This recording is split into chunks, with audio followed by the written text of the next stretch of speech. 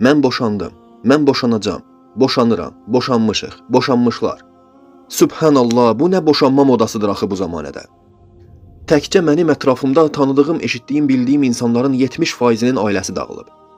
Kişi ona görə boşanır ki, bəlkə bundan daha yaxşısını tapacaq. Qadın ona görə boşanır ki, bəlkə supermen tapacaq. Nə bilim, super biznesmen, super romantik tapacaq.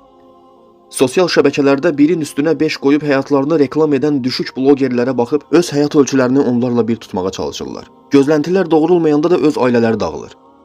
Boşanmadan sonra isə ortada 3-cü Dünya müharibəsinin dağıntıları qalır. Özünüzə özünüzdən daha böyük düşmən axtarmayın.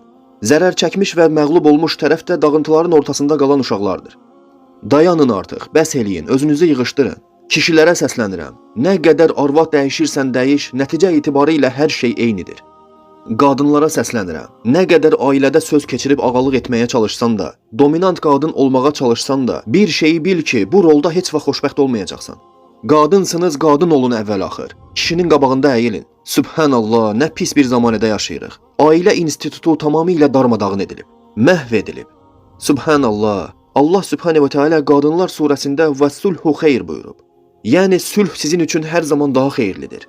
Yəni barışmaq daha xeyirlidir. Ona görə də çalışın hər zaman sülh yolunu axtarın və boşanmayın.